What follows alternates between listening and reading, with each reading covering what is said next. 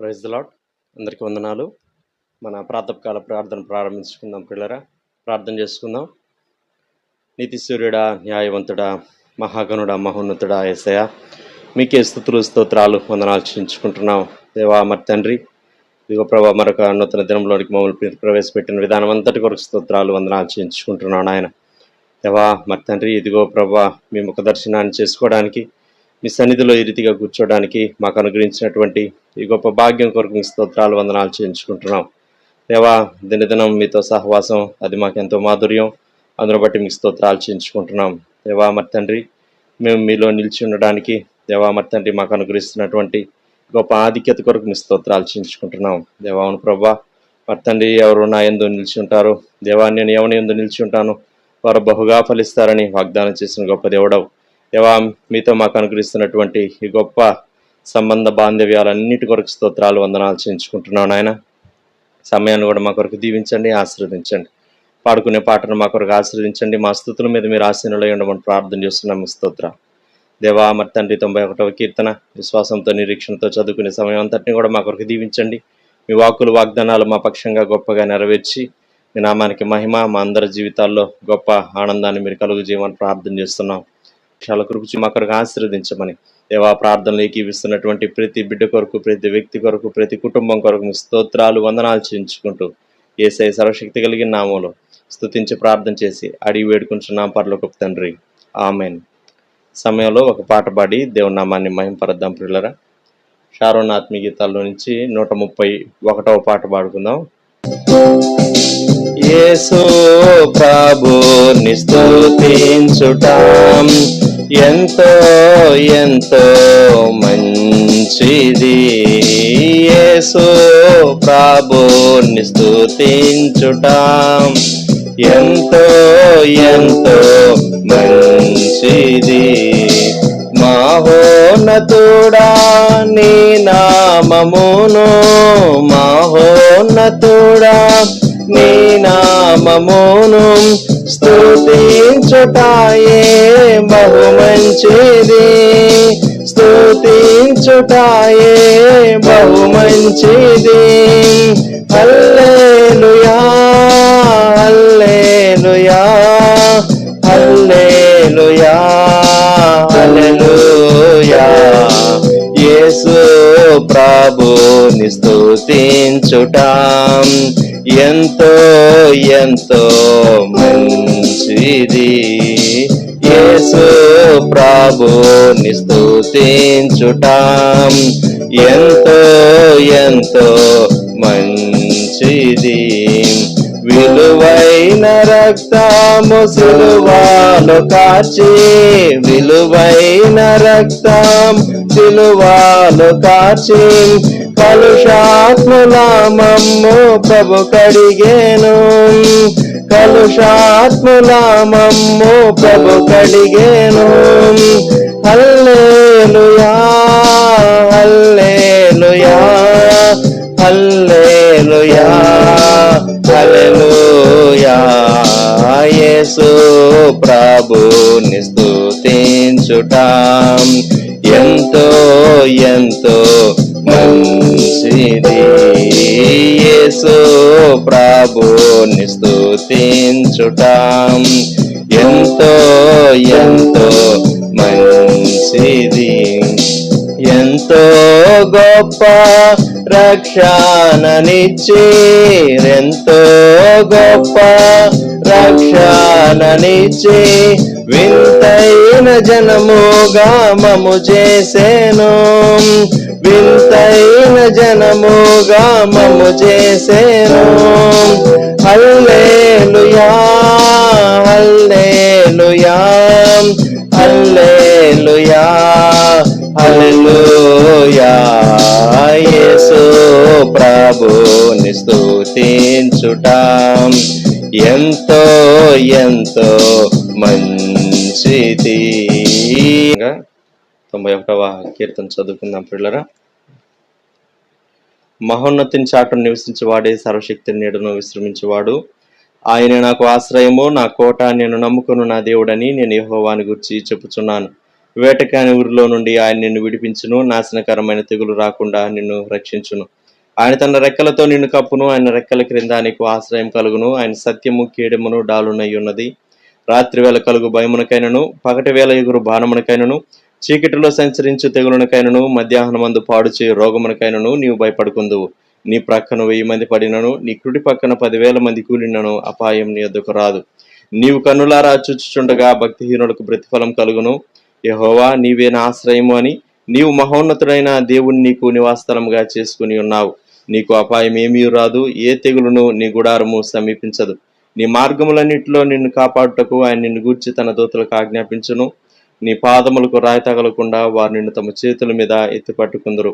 నీవు సింహములను నాగుపాములను త్రొక్కెదవు, కొదమ సింహములను భుజంగములను అనగద్రొక్కెదవు. అతడు నన్ను ప్రేమించున్నాడు గనుక నేను అతన్ని తప్పించదను. అతడు నా నామము ఎరిగిన వాడు గనుక నేను అతన్ని గణపరచదను. అతడు నాకు మొరపెట్టగా నేను అతనికి ఉత్తరమిచ్చేదను. శ్రమలో నేను అతనికి తోడై ఉండెదను. అతన్ని విడిపించి అతన్ని గొప్ప చేసేదను. దీర్ఘాయు చేత అతన్ని తృప్తిపరచదను. నా రక్షణ అతనికి చూపించదను. ఆమెన్. సమయంలో మన దేవుని వాక్యం విందాం ప్రియులారా. దైవజనులు ప్రభుదాసంకుల్ గారు వచ్చి మనకు దేవుని వాక్యాన్ని అందిస్తారు. అయిన వారులారా, ఈ ఉదయకాలం దేవుని గ్రంథంలో నుండి దానియేలు గ్రంథం 6వ అధ్యాయం 25వ వచనం నుండి చదువుతాను. Book of Daniel chapter 6 from verse 25. అప్పుడు రాజు దర్యావేషు లోకమంతటా నివసించు సకల జనులకును రాష్ట్రములకును ఆయా భాషలు మాట్లాడు వారికి ఇలాగు వ్రాయించాను. మీకు క్షేమాభివృద్ధి కలుగును గాక. నా సముఖమున నియమించినదేమనగా, నా రాజ్యములోని సకల ప్రభుత్వములు యందుండు నివాసులు దానియేలు యొక్క దేవునికి భయపడుచు ఆయన సముఖమున వణకుచు ఉండవాలి. ఆయనే జీవము గల దేవుడు, ఆయనే యుగయుగములు ఉండువాడు. ఆయన రాజ్యము నాశనము కానేరదు, ఆయన ఆధిపత్యము తుదమట్టునకు ఉండును. ఆయన విడిపించువాడును రక్షించువాడున ఉండి పరమందును భూమి మీదను సూచక క్రియలను ఆశ్చర్య కార్యములను చేయువాడు. ఆయనే సింహముల నోటి నుండి ఈ దానియేలును రక్షించెను అని వ్రాయించెను. ఈ దానియేలు దర్యావేషు ప్రభుత్వ కాలమందును పారసీకుడగు కోరెషు ప్రభుత్వ కాలమందును వర్ధిల్లెను. ప్రార్థన చేసుకుందాం. పరిశుద్ధ తండ్రి, గొప్ప దేవ, మా రక్షక మహో, మీ సన్నిధి మాకు తోడుగా ఉంచి మాతో మాట్లాడి మమ్మలను బలపరచమని,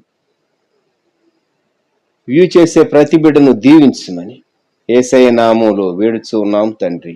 ఆమేన్.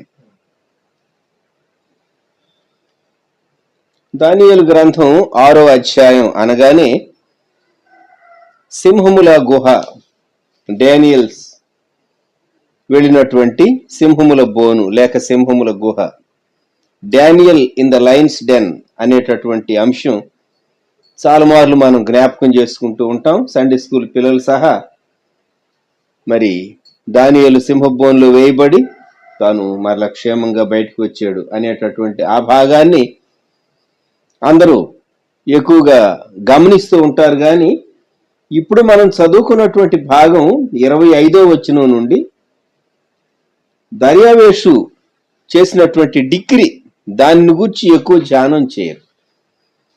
ఇది చాలా ప్రాముఖ్యమైన రెండవ భాగం.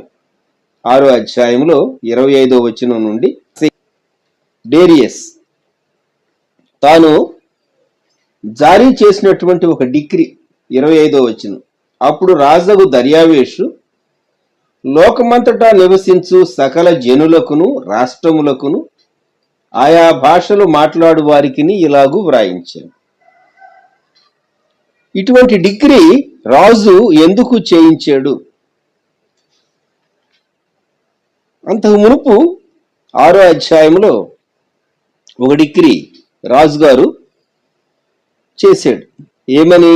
7వ వచనం, 30 దినముల వరకు నీ యొద్ద తప్ప మరి ఏ దేవుని యొద్దనైనను మానవుని యొద్దనైనను ఎవడును ఏ మనవి చేయకూడదు. ఎవడైనా చేసిన యెడల వాడు సింహముల గుహలో పడద్రోయబడు. అటువంటి శాసనం చేయబడింది. అయితే ఇది దానికంటే గొప్ప శాసనం. ఇంకో మాటలో చెప్పాలంటే ఆ శాసనాన్ని మించినటువంటి శాసనం. ఇది అర్థవంతమైనటువంటి శాసనం. ఆ తప్పును దిద్దుకునేటటువంటి శాసనం ఇది. Daniel could influence that empire. దేవుడు ఒక్క వ్యక్తిని సాధనంగా వాడుకొని ఇంత గొప్ప కార్యం చేయగలడా? అయితే దానియేలు గొప్ప శ్రమలోనికి వెళ్ళాడు. గుర్తుంచుకోనండి, దేవునికి ఒక హ్యాండ్ఫుల్ ఆఫ్ పీపుల్, కొద్దిమంది ఉంటే చాలు, అద్భుత కార్యాలు దేవుడు చేయగలడు, గొప్ప కార్యాలు చేయగలడు. యేసుక్రీస్తు ప్రభు 70 మందిని ఆయా స్థలాలకు సేవా పరిచర్యకు పంపించాడు, కానీ అపోస్తలులని ఆయన పేరు పెట్టింది 12 మంది. గమనించండి, కొద్ది మంది ద్వారా ఆయన గొప్ప కార్యాలు చేసేటటువంటి దేవుడు. సన్నిహితులైనటువంటి ముగ్గురులో అతి సన్నిహితుడైనటువంటి యోహాను లోకాంతం వరకు జరిగే విషయాలన్నీ ముందుగానే గ్రంథస్థం పద్మస్ ద్వీపంలో దేవుడు చేయించాడు. Just 1 person, John the disciple. ఊహించండి, ఇక్కడ మనము దానియేలు గ్రంథంలో ఈ దర్యావేషు సింహాసనానికి వచ్చే నాటికి ఆయన వయసు ఎంత అంటే, దానియేలు గ్రంథం 5వ అధ్యాయం 31వ వచనం, మాదీయుడగు దర్యావేషు 62 సంవత్సరముల వాడై సింహాసనము ఎక్కాను. 62 years, మంచి ఏజ్, చెప్పాలంటే మెచ్యూరిటీ ఉన్నటువంటి ఏజ్. ఆ సమయంలో తాను సింహాసనంకు వచ్చాడు. బెల్షస్సర్ తరువాత డైనాసిటీ మారింది, పరిపాలించేటటువంటి వారు మారారు. సో అడ్మినిస్ట్రేషన్ మారింది. 120 మందిని అధిపతులను నియమించి వారిపైన 3 ప్రధానులు, ఇంగ్లీష్లో గవర్నర్స్ అని ఉంటుంది, 3 గవర్నర్లుగా ఉన్నారు. వారిలో దానియేలు ముఖ్యుడు. 6వ అధ్యాయం 2వ వచనం. ఆ 3లో దానియేలు ముఖ్యుడు. సో ప్రిన్సిపల్ గవర్నర్ అని చెప్పవచ్చు డేనియల్. ఇటువంటి వ్యక్తికి చాలా ప్రాముఖ్యత ఉంటుంది దేశంలో, రాజు దగ్గర, ఆస్థానంలో. అంతేకాదు, తాను యవనస్తుడిగా ఉన్నప్పుడు ఎప్పుడో ఆ దేశానికి, బాబిలోనుకు తాను తీసుకొని రాబడ్డాడు. ఈ సంఘటన 6వ అధ్యాయంలో సంఘటన జరిగే నాటికి బైబిల్ పండితుల అభిప్రాయం ప్రకారం దానియేలు వయస్సు ఖచ్చితంగా 80 సంవత్సరాలు ఉంటుంది అని. చాలా పండినటువంటి వృద్ధాప్యం. ఈ పరిస్థితుల్లో డానియల్ లైఫ్ స్టైల్లో, తన ప్రార్థనా జీవితంలో, తన నిజాయితీలో, తన యథార్థతలో మార్పు లేదు. కొందరు యవన కాలంలో ఉన్న భక్తి సంవత్సరాలు గడిచేసరికి తగ్గిపోతుంది. కొందరు బిడ్డలు పుట్టక మునుపు, బిడ్డలు ఎదగక మునుపు ఉన్నటువంటి డెడికేషన్, బిడ్డలు ఎదిగిన తర్వాత వాళ్ళు తప్పులు చేస్తూ ఉంటే చూస్తూ ఉంటారు. నేను చెప్తే ఎవరు వింటారండి? మా కాలంలో అయితే వేరు, కానీ ఇప్పుడు కాలం మారిపోయింది, నేను చెప్పినా వారు వినరు, కాబట్టి నేను మౌనం అయిపోతాను అని కొన్ని మార్లు తల్లిదండ్రులు బిడ్డలను కరెక్ట్ చేయరు. అటువంటి దినాల్లో మనం ఉంటూ ఉన్నాం. మరి డానియల్ తన లైఫ్ స్టైల్, సింగిల్ పర్సన్, తాను అవివాహితుడుగానే ఉండిపోయాడు. తాను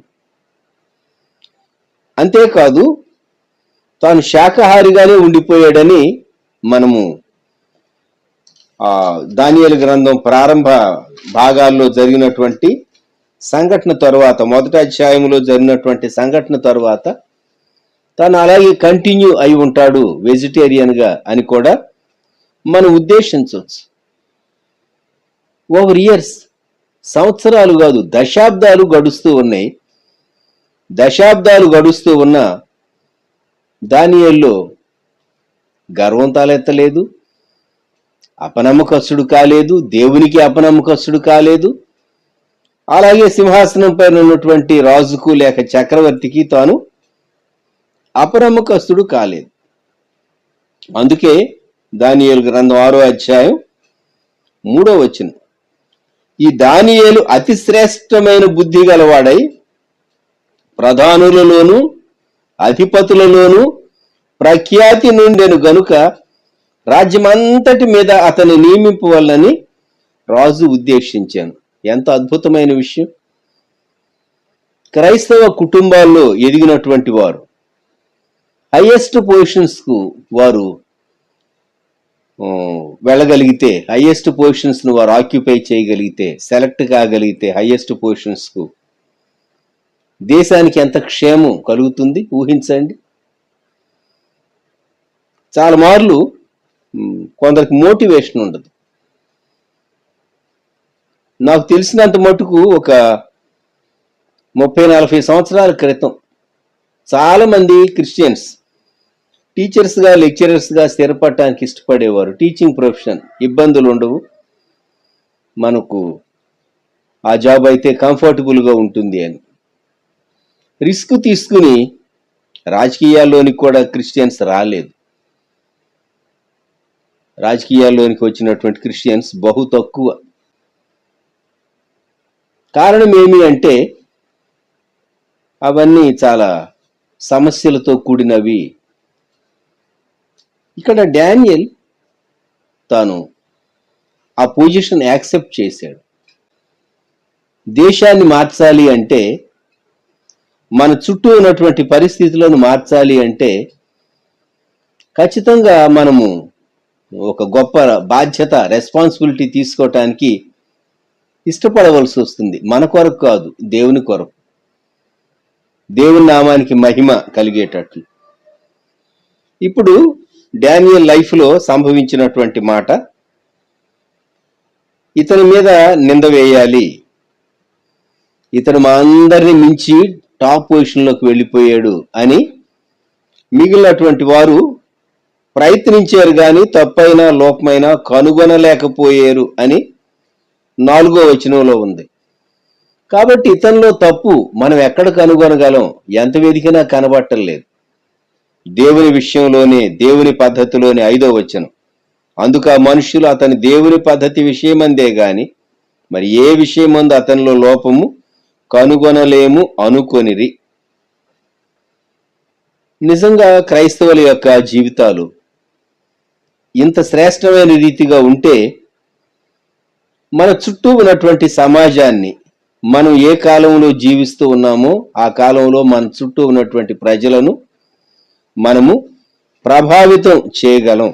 Daniels attitude to work and life చాలా శ్రేష్టమైనదిగా ఉన్నది. అంటే ఎన్ని సంవత్సరాలు గడిచినా తాను అదే మెయింటైన్ చేస్తూ వచ్చాడు. సాధారణంగా మనుషుల్లో గర్వం రావాలి, అతిశయం రావాలి, స్వార్థం రావాలి. ఇవేవి కనబట్టలేదు మనకు డానియల్లో.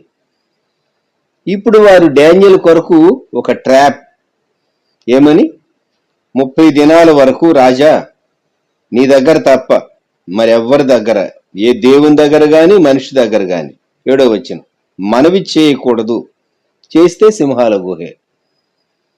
ఈ ప్రపోజలు రాజుకు చాలా ఘనతను ఆపాదించేది. అంటే దేవుని స్థానం రాజు తీసుకున్నట్టు. ఏ దేవుని యొద్ద, మానవుని యొద్ద. 7వ వచనం, ఆ పైన 30 దినముల వరకు నీ యొద్ద తప్ప మరి ఏ దేవుని యొద్దనైనను మానవుని యొద్దనైనను ఎవడును ఏ మనవి చేయకూడదు. రాజుకు ఎంత ఈగో పెరిగి ఉంటుందో మరి ఆలోచించండి. దర్యావేష్కు, ఆహా నాకు ఎంత ఆధిక్యత, మరి నా సంస్థానంలో ఉన్నటువంటి వీరందరూ ఇచ్చినటువంటి మంచి సలహా డానియల్ అడిగి కన్ఫర్మ్ చేసుకుని ఉండాలి. ఆయన అడగలేదు. ఇటువంటి శాసనం వారు చాలా యుక్తిగా, చాలా తెలివిగా వారు రాజు చేత చేయించి తర్వాత ఖండితమైనటువంటి చట్టం, సాటింపు వేశారు. దాని మీద సిగ్నేచర్ చేయించారు. 8వ వచనం, మాదీయుల యొక్కయు పారసీకుల యొక్కయు పద్ధతి అనుసరించి స్థిరమగు శాసనముగా ఉన్నట్లు దాని మీద సంతకము చేయమని మనం. 10వ వచనం, ఇట్టి శాసనము సంతకము చేయబడినని దానియేలు తెలిసి కొనినను. గమనించండి, మనం ఇది చదివినప్పుడు మనకేమనిపిస్తుంది? డానియల్ ఎంపరర్ తర్వాత ప్రముఖమైన స్థానంలో ఉన్నాడు కదా, తాను రాజుగారి దగ్గరికి వెళ్ళి, రాజా నన్ను కన్సల్ట్ చేయలేదు, ఈ మిగిలినటువంటి అధిపతులు ఈ 120 మంది వారు ఈ మోసపూరితమైనటువంటి చట్టాన్ని తీసుకుని వచ్చారు నన్ను ఇబ్బంది పెట్టడానికి అని రాజుతో ఆర్గ్యూ చేయలేదు, దాన్ని సస్పెండ్ చేయమని అడగలేదు, ఆ శాసనాన్ని మీరు ప్రక్కన పెట్టి వేయాలి, అది అమల్లో పెట్టకూడదు అని అనలేదు. లేక నేను ఒక 30 రోజులు లీవ్ తీసుకుంటాను అని చెప్పేసేసి తాను తలుపులు బిగించుకుని తన ప్రార్థనా జీవితం, ధ్యానం అదంతాను తాను కలిగి ఉండి ఆ దినాల్లో బయటకు రాకుండా ఈ శాసనము, ఇటువంటి శాసనం చేయబడింది గనుక తాను దేవునికి చేసేటటువంటి మనవి ఇతరుల ఎవరికి వినపడకుండా తాను ఎవరికి అందుబాటులో లేనటువంటి ఒక హోమ్ క్వారంటైన్లో ఉండటం లాగా తాను కోరుకోలేదు. ఆలోచించండి, he could boldly face the situation. అందుకే 10వ వచనంలో డానియల్ 6:10, ఇట్టి శాసనము సంతకము చేయబడినని దానియేలు తెలిసి కొనినను. సాధారణంగా మనకు ట్రబుల్ వస్తూ ఉన్నది అంటే ఎలాగూ ట్రబుల్ ఇవేట్ చేద్దాము అని అనుకుంటాం. బట్ డానియల్ ఫేస్డ్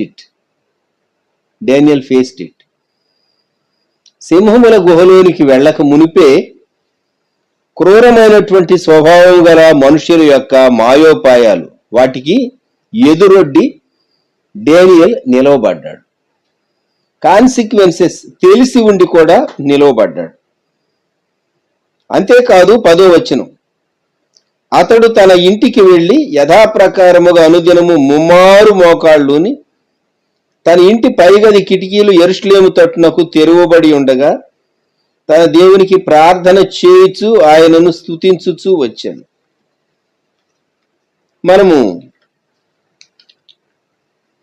రాజుల గ్రంథంలో చూచేటటువంటి మాట, రాజుల గ్రంథంలో సొలొమోను తాను దేవాలయాన్ని ప్రతిష్ఠించినప్పుడు దేవునికి చేసిన ప్రార్థనలో రాజులు మొదటి గ్రంథం 8వ అధ్యాయం 30వ వచనం, మరియు నీ దాసుడనైన నేనును నీ జనులైన ఇశ్రాయేలీయులను ఈ స్థలము తట్టు తిరిగి ప్రార్థన చేయనప్పుడల్లా నీ నివాస స్థానమైన ఆకాశమందు విని మా విన్నపము అంగీకరించుము, వినునప్పుడల్లా మమ్మును క్షమించుము. ఇది ఆనాడు సొలొమోను చేసినటువంటి ప్రార్థన. కనుక యెరూషలేముకు దూరంగా ఉన్నటువంటి యూదులందరూ యెరూషలేము తట్టు తిరిగి ప్రార్థన చేస్తారు. ముమ్మారు మోకాళ్ళు ఉండటం ఆ ఏజ్లో చాలా కష్టం. అయినా తాను 3 సార్లు మోకరించి ప్రార్థన చేస్తూ వచ్చాడు. డానియల్ ప్లేస్లో మనం ఉంటే ఏం చేస్తాము అంటే పాటలు పాడతాం, దేవుని స్తుతిస్తాం, విజ్ఞాపన మాత్రం చెయ్యం. ఎందుకంటే మనవి చేస్తే కదా చట్టానికి నేను దొరికిపోయేది. మనవి చేయను, నేను పాటలు పాడుకుంటున్నా, దేవుని స్తుతిస్తున్నా అని తెలివిగా మనమైతే ఆ కార్యం చేసి జవాబిచ్చి ఉండేవారు మేము. కానీ డానియల్ మనవి చేస్తూ వచ్చాడు. 11వ వచనం, ఆ మనుష్యులు గుంపు కూడి వచ్చి దానియేలు తన దేవునికి ప్రార్థన చేయుటయు ఆయనను బతిమాలు కొనుటయు చూచి విజ్ఞాపన చేయటం. గమనించండి, డానియల్ యొక్క life style, uncompromising life style. అసలు ఇటువంటి శాసనం ఈ దర్యావేషు సంతకం చేయటానికి కారణం ఆ మధ్యప్రాచ్యంలో, అలాగే ఆ మిడిల్ ఈస్ట్, నియర్ ఈస్ట్ ఆ ప్రాంతాల్లో తన యొక్క ప్రాబల్యాన్ని బలపరుచుకోవటానికి తాను అటువంటి శాసనం సంతకం చేశాడు. వాస్తవంగా రాజు డానియల్ని అడిగి ఉండాలి, కన్సల్ట్ చేసి ఉండాలి. ఇలాగూ ఒక డిగ్రీ చేయబోతూ ఉన్నాను, వాట్ డు యు సే? అయితే తాను అడగలేదు. అది ప్రాసెస్లో ఉన్నట్టు చాలా తెలివిగా వారు చేసి ఉంటారు. డానియల్ అడ్డుపడటానికి ప్రయత్నం చేయలేదు. చేయబడిన తరువాత కూడా యథారీతిగా తాను వెళ్ళి ప్రార్థన చేస్తూ వచ్చాడు. ఈ భాగాలు 6వ అధ్యాయంలో మనకు సుపరిచితమైనటువంటి భాగాలు. దానియేలు సింహముల గుహలోనికి వెళ్ళక మునుపు జరిగినటువంటి సంభవాలు. దేవుని బట్టి వెళ్ళాడు డానియల్. తప్పు చేసినందువల్ల వెళ్ళాడా? కాదు. నీ జీవితంలో కొన్ని మార్లు నీవు తప్పు చేయకున్నా నీవు సింహాల గుహలోనికి వెళ్ళవలసి వస్తుంది. నిన్ను చేర్చటానికి సింహాలు సిద్ధంగా ఉన్నటువంటి సిచ్యుయేషన్లోనికి నీవు వెళ్ళాలి. ఎందుకో తెలుసునా? నీవు దేవుని కొరకు నిలవబడినందువలన. డానియల్ అంటే వీళ్ళకి ఎందుకు అంత బాధ? ఎందుకంటే వీరందరినీ మించినటువంటి టాప్ పొజిషన్లో తాను ఉన్నాడు. అది సమస్య. ఇప్పుడు తను ఎలాగన్నా కిందకి లాగేయాలి, రిమూవ్ చేయాలి. అప్పుడు వీళ్ళలో ఒకరు ఆ పొజిషన్లోనికి వెళ్తారు. అంతేకాదు, డానియల్ తన యొక్క బాధ్యత ఏంటంటే 2వ వచనం, రాజునకు నష్టము కలుగకుండానట్లు అధిపతులు తప్పకుండా వీరికి లెక్కలు ఒప్పచెప్పవలెనని ఆజ్ఞ ఇచ్చాను. ఇది అసలు సమస్య. కొంతమంది పన్నులు ఎగవేస్తూ ఉంటారు, పన్నులు కట్టరు. అలాగే రాజ ఖజానాకు జమ కావాల్సినవన్నీ సరైన రీతిగా జమ కావు. కొన్ని మార్లు వీరికి రావాల్సినటువంటి ట్యాక్సెస్ కానివ్వండి, ఇతరమైనటువంటివి కానివ్వండి, ఆదాయాలు కానివ్వండి, రాజుగారికి సంబంధించినటువంటి ప్రాపర్టీస్, వాటి మేనేజ్మెంట్, వాటి ఇన్కమ్, ఇవన్నీ మిస్మేనేజ్మెంట్ జరగకుండా కరెక్ట్గా ఉండేటట్లు డానియల్ చూచేవాడు. అది అసలు సమస్య. ఆలోచించారా? ఎప్పుడైతే నీవు ఖచ్చితమైనటువంటి నియమం, రాజు ఏ ఉద్దేశంతో డానియల్ నియమించాడో ఆ ఉద్దేశం చాలా స్ట్రిక్ట్ గా అమలు పరిచాడు. అందుకే వాళ్ళ గొంతు పట్టుకుంది. గుర్తుంచుకోనండి, మనము దేవుని దృష్టికి యథార్థమైనది ఏది, దేవునికి ఇష్టమైనది ఏది, దేవుడు మనకి ఏది చేయమని చెప్పాడు అది చేయటానికి నీవు పూనుకున్నప్పుడు ఖచ్చితంగా కొన్ని మార్లు ఈ సింహాల గుహ వంటి అనుభవంలోనికి వెళ్లాల్సి వస్తుంది. గుర్తుంచుకోండి. అయితే సింహాలు డానియల్ను చంపటానికి దేవుడు అలౌ చేయలేదు. Daniel in the lion's den, దాని గురించి మనం ధ్యానం చేయము ఇప్పుడు. వెళ్ళటానికి వచ్చినటువంటి పరిస్థితులు, ఏ పరిస్థితుల్లో డానియల్ వెళ్ళవలసి వచ్చాడు? రాజు గారికి నష్టము కలుగకుండా అకౌంట్స్ అన్ని తాను చూసేవాడు, వసూలు చేసేవాడు, రాజఖజానాకు జమ చేసేవాడు. అందుకొచ్చింది డానియల్కి సమస్య.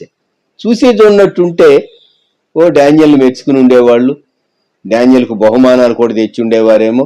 ఆయన యాక్సెప్ట్ చేయడం అది వేరు సంగతి అనుకోండి. అయితే డానియల్ చాలా స్ట్రిక్ట్ గా ఉంటాడు గనుక డానియల్ను తొలగించుకోవాలి అనుకున్నారు, రిమూవ్ చేయాలనుకున్నారు. మనిషి అనుకుంటే ఇంకొక మనిషిని రిమూవ్ చేయగలడా? ప్రయత్నించవచ్చు, కానీ దేవుడు కాపాడటానికి నిశ్చయిస్తే రిమూవ్ చేయాలనుకున్న వ్యక్తి రిమూవ్ అవుతాడు. గుర్తుంచుకోనండి. దేవుడు ఏం చేస్తాడు? దేవుడు తాను ఎవరిని స్థిరపరచాలనుకుంటాడో వారిని స్థిరపరుస్తాడు. ఈ సింహాల గుహ సందర్భంలో చివరికి ఎవరు వెళ్ళారు? ఎవరైతే డానియల్ పైన నేరారోపణ చేశారో వారు వెళ్ళారు. వారి కుటుంబాలు 24 వచనం, వారిని, వారి కుమారులను, వారి భార్యలను పడద్రోసిరి. వ్యక్తి చేసేటటువంటి కీడును బట్టి కుటుంబానికి కూడా నష్టం వస్తుంది. వ్యక్తికి మాత్రమే కాదు, మనం జ్ఞాపకం పెట్టుకోవాలి. నేనే కదా చేశాను, దేవుడు నన్ను మాత్రమే కదా శిక్షించాలి అనకు. మేలు కలిగినా కీడు కలిగినా వ్యక్తిని బట్టి, హెడ్ ఆఫ్ ది ఫ్యామిలీని బట్టి కుటుంబం అంతటికి వస్తుంది. అది మేలు గాని అది కీడు గాని గుర్తుంచుకుందాం మనం. ఇక్కడ 6వ అధ్యాయంలో డేనియల్ సింహాల గుహలోనికి పట్టడానికి ఇంకా వారు డానియేలు పైన నేరారోపణ చేసినప్పుడు, ఎక్యూజ్ చేసినప్పుడు డేరియస్ చేసినటువంటి పనులు 14వ వచనంలో, దానియేలును రక్షింపవలనని తన మనసులో దృఢము చేసుకొని సూర్యుడు అస్తమించే వరకు అతన్ని విడిపించుటకు ప్రయత్నం చేశాను. ఎవరు? రాజు. రాజు ఈ మాట విని బహుగా వ్యాకులపడి. రాజు అంత తేలిగ్గా డిస్టర్బ్ కారు. ఇతను పోతే ఇంకొక అతను వస్తాడు ఆ ప్లేస్ లోకి, ఆ పోస్ట్ లోకి ఇంకొకరిని నియమిస్తాను. ఈ ఎంప్లాయీ కాకపోతే ఇంకొక ఎంప్లాయీ, ఇంకొక ఎంప్లాయీ కాకపోతే ఇంకొక ఎంప్లాయీ. కానీ డానియేలు పైన ఎందుకు రాజుకి అంత మక్కువ? అతని యథార్థతను బట్టి, అతని భక్తి జీవితాన్ని బట్టి, అతని నమ్మకత్వాన్ని బట్టి. ఓవర్ ఇయర్స్ ఆ బబులోను సంస్థానంలో తాను గతంలో ఉన్నటువంటి రాజుల విషయంలో కూడా ఎంత నమ్మకంగా ఉన్నాడో అది తాను విన్నప్పుడు, అంతేకాకుండా తాను అధికారంలోనికి వచ్చిన తర్వాత డానియేల్ని గమనించినప్పుడు డానియేల్ విషయంలో కన్విన్స్ అయ్యాడు, ఇతడు నిజముగా దేవుని భక్తుడు, ఈయన తన దేవుని నమ్మకంగా సేవించేవాడు అని అర్థమైంది. ప్రయత్నించాడు. చివరికి 16వ వచనంలో అన్నాడు, రాజు నీవు అనుదినము తప్పక సేవించుతున్న నీ దేవుడే నిన్ను రక్షించునని దానియేలుతో చెప్పాను. ఎంత వండర్ఫుల్ స్టేట్మెంట్ అండి. లోకం మనల్ని చూస్తూ ఉంది. వీళ్ళకి సమస్యలు వచ్చినాయి, వీళ్ళు సమస్యలు కొని తెచ్చుకున్నారు. మాలాగా ఉంటే ఎంత బాగుండేది, వీళ్ళు ముక్కుసూటిగా పోయారు, అందుకని ముక్కు పగిలిందన్నమాట. వీరు చాలా స్ట్రిక్ట్గా ఉంటారు. స్ట్రిక్ట్గా ఉన్నందువలన సమస్యలు వచ్చినాయి. చివరకు మరణ అపాయములోనికి వెళ్ళాడు. రాజు చెప్పినటువంటి మాట, నీవు ప్రతిదినము ఏ దేవుణ్ణి నీవు సేవిస్తూ ఉన్నావో అటువంటి దేవుడే, నీ దేవుడే నిన్ను రక్షించును. ఆ రాత్రంతా రాజుగారు ఉపవాసం ఉన్నాడు. 18. రాజు ఒక వ్యక్తి కొరకు ఉపవాసం ఉండటం ఎంత అరుదైనటువంటి సంఘటన. రాజుకు నిద్రపట్టలేదు. నిద్రపట్టినప్పుడు మ్యూజిక్ ప్లే చేసేటటువంటి వాళ్ళు, నాట్యం ఆడేటటువంటి వారు ఉంటారు. అక్కడ ఏమని వ్రాయబడింది 18వ వచనం, అంతటా రాజు తన నగరునకు వెళ్ళి ఆ రాత్రి అంతా ఉపవాసం ఉండి నాట్య వాయిద్యములను జరుగనీయలేదు, అతనికి నిద్ర పట్టకపోయాను. ఇది ఎలాగుందంటే, డానియేలు కొరకు రాజుగారు ఉపవాసం ఉండి ప్రార్థన చేస్తూ ఉన్నాడా? దానియేలు దేవా, నేను నిన్నెరుగను, కానీ దానియేలు చాలా మంచివాడు, యథార్థవంతుడు, నీవు అతన్ని రక్షింపగలవు అన్నట్టుగా కలత మనస్సుతో ఆ రాత్రంతా తన మనసులో ఆలోచిస్తూ దేవుని వైపు తన మనసు త్రిప్పుకున్నాడు. అందుకే 25వ వచనంలో అద్భుతమైనటువంటి ఒక డిగ్రీ తాను విడుదల చేయగలిగాడు. డేరియస్ జీవితంలో అద్భుతమైన మార్పు వచ్చింది. దేవుని నమ్మాడు, దానియేలు యొక్క దేవుని నమ్మాడు. దేవుని నమ్మాడు గనుక తాను ఏమని వ్రాయించాడు, నా రాజ్యములోని సకల ప్రభుత్వములు యందుండు నివాసులు దానియేలు యొక్క దేవునికి భయపడుచు ఆయన సముఖమున వణకుచూ ఉండవలను. ఆయనే జీవము గల దేవుడు, ఆయనే యుగయుగములు ఉండువాడు, ఆయన రాజ్యము నాశనము కానేరదు, ఆయన ఆధిపత్యము తుదమట్టునకు ఉండును. అసలు రాజుకు ఇంత గ్రహింపు ఎలాగూ వచ్చింది ఆలోచించండి. రాజులు అనగానే ఏదో త్రాగుబోతులుగా ఉంటారు, ద్రాక్ష రసం తాగుతూ ఉంటారు, మ్యూజిక్ వింటూ ఉంటారు, అలాగే వాళ్ళు విలాసవంతంగా టైం స్పెండ్ చేసేటటువంటి వాళ్ళు, అడ్మినిస్ట్రేటివ్ క్యాపబిలిటీస్ ఉన్న మిలిటరీ ఫోర్స్, ఆ డెసిషన్స్ వారు కరెక్ట్గా చేయగలిగిన వారి లైఫ్ స్టైల్ చాలా ఈజీగా ఉంటుంది. ఇటువంటి వ్యక్తి దేవుని గురించినటువంటి అద్భుతమైనటువంటి గ్రహింపు ఎలాగొచ్చింది? 27వ వచనం, ఆయన విడిపించువాడును రక్షించువాడును అయ్యుండి పరమందును భూమి మీదను సూచక క్రియలను ఆశ్చర్యకార్యములను చేయవాడు. పరలోకంలో జరగబోయేటటువంటి విషయాలు, పరలోకంలో జరిగేటటువంటి విషయాలు ఈయనకి ఎలాగ అర్థమైనవి అంటే డానియేలు చెప్తూ ఉన్నాడు. 22వ వచనం, నేను నా దేవుని దృష్టికి నిర్దోషినిగా కనబడితిని గనుక ఆయన తన దూతను పంపించి సింహములు నాకు ఏ హాని చేయకుండా వాటి నోళ్లు మూయించాను. అందుకే ఈ మాట అన్నాడు, పరమందును భూమి మీదను సూచక క్రియలను ఆశ్చర్య కార్యములను చేయువాడు. తన రాజ్యములో జరిగింది, తన కాలములో జరిగింది. మునుపెన్నడూ ఆ దేశము యొక్క, ఆ రాజ్యం యొక్క చరిత్రలో జరగనటువంటి సంభవం జరిగింది. సింహముల నోళ్లు మూయబడి, సింహాలు యొక్క ఎర మనిషి వాటి ముందు కనబడుతూ ఉన్న ఒక రాత్రంతా సింహాలు ఏమీ చేయలేకపోయింది.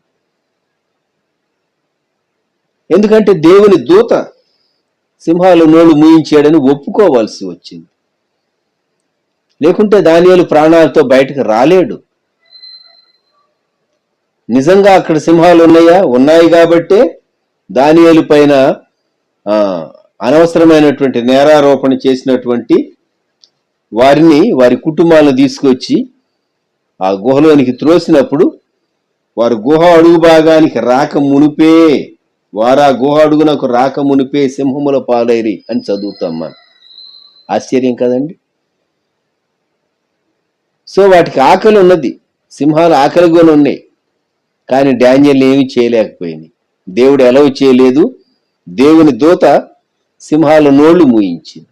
గమనించండి, ఈ దినాల్లో విశ్వాసులైనటువంటి దేవుని బిడ్డలు దేవుని కొరకు గొప్ప కార్యాలు చేయగలిగితే భూమి మీద దేవుడు సూచక క్రియలను ఆశ్చర్య కార్యములను చేయవాడు అని రుజువుపరచాలి అంటే కొన్ని మార్లు మరి శ్రమలోనికి వెళ్ళవలసి వస్తుంది.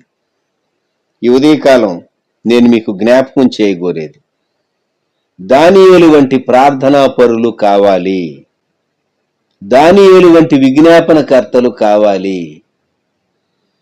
చట్టములను చేయించగలిగినటువంటి వారు కావాలి. అంచె దినాల్లో సాతాను అనేక చోట్ల సేవకుల పైన సహా దాడి చేస్తూ ఉంటుంది.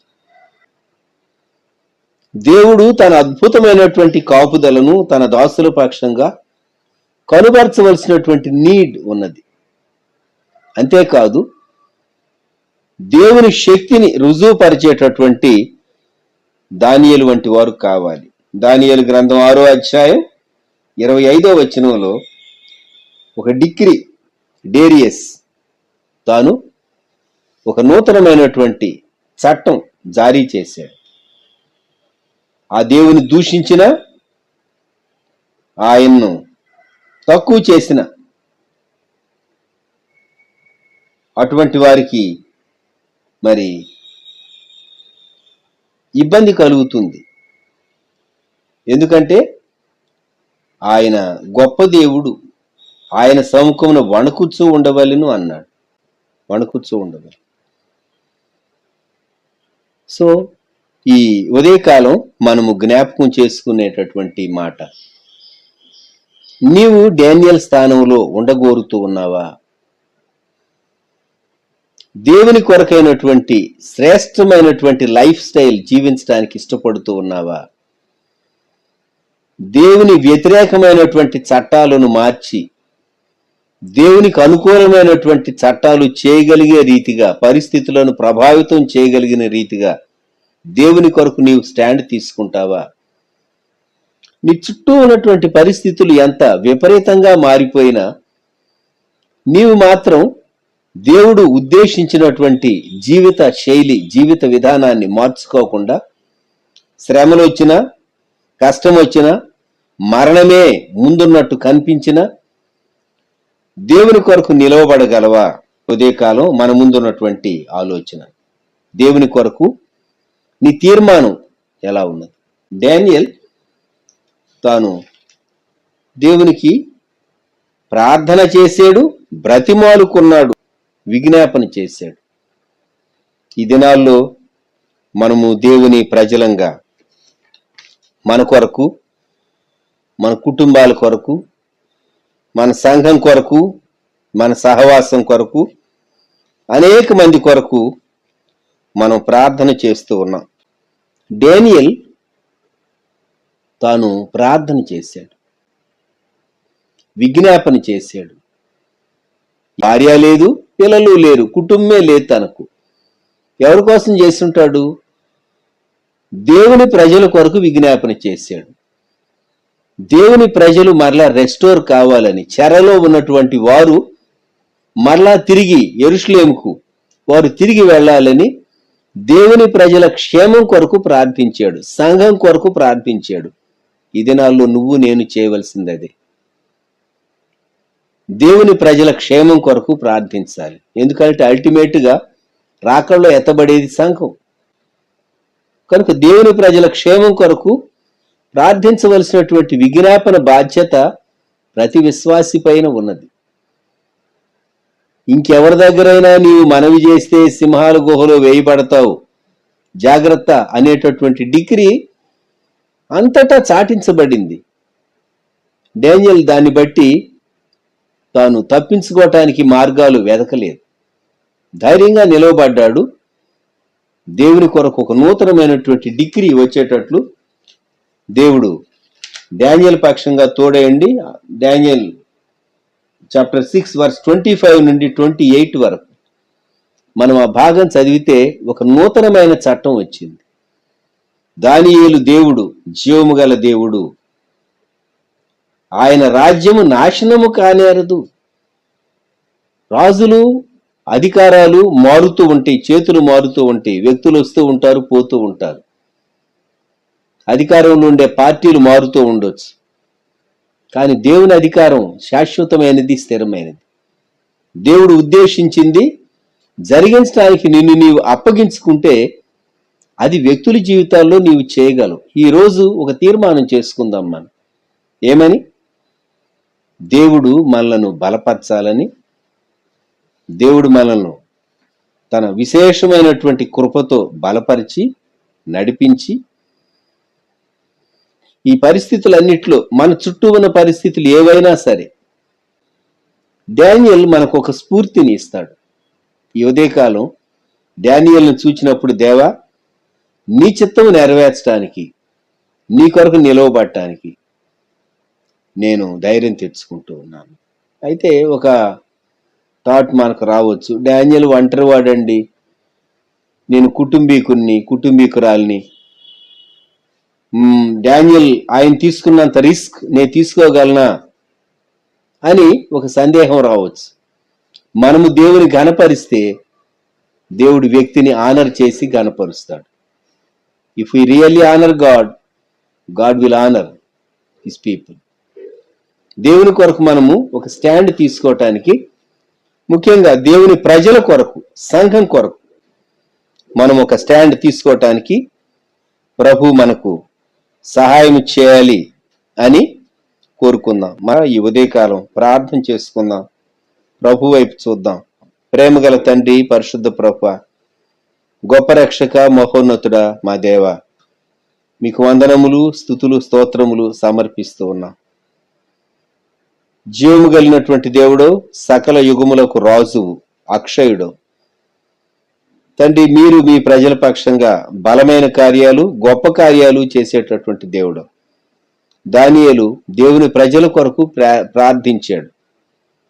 తన ప్రార్థనా జీవితం, తన ప్రార్థనా శక్తి వృద్ధాప్యంలో దినమునకు ముమ్మారు యెరూషలేము తట్టు కిటికీలు తెరిచి తను ఎలాగూ ప్రార్థించాడో, మిమ్మల్ని బ్రతిమలాడాడో మీ వాక్యంలో మేము చదివినప్పుడు, దేవా మాకు బలాన్ని అనుగ్రహించండి, నీ విశేషమైన కృప మా పక్షంగా కనుబర్చమని ప్రార్థన చేస్తూ ఉన్నాం. సహాయం దయచేయండి. మా చుట్టూ ఉన్న పరిస్థితులు, మా ముందున్నటువంటి సమస్య ఏదైనప్పటికీ మేము మీ కొరకు ఒక చక్కని తీర్మానం చేసుకొని మీ కొరకు చరిత్రను మార్చగలిగినటువంటి కృప, శక్తి మమ్ములను బట్టి కాక మీ నామమును బట్టి దయచేయండి. దేవా, మీకు వందనములు, స్తోత్రములు. మరొకసారి ఈ ఉదయకాలం ఎవరైతే వ్యూ చేస్తూ ఉన్నారో, ఆ తదుపరి సమయంలో కూడా వ్యూ చేస్తూ ఉన్నారో, వారందరినీ ఆశీర్వదించమని, దీవించమని ప్రార్థన చేస్తూ ఉన్నాం. ఈ దినమంతటి కొరకైన మీ కృప మాకు తోడుగా ఉంచి బలపరిచి సహాయం చేసి మహిమను పొందమని యేసయ్య నామములో వేడుచూ ఉన్నాము తండ్రి. ఆమెన్. మన ప్రభు అయిన యేసుక్రీస్తు వారి కృప, దేవుని ప్రేమ, పరిశుద్ధాత్ముని అన్యోన్య సహవాసం సదాకాలం సంఘమునకు తోడై ఉండును గాక. ఆమెన్.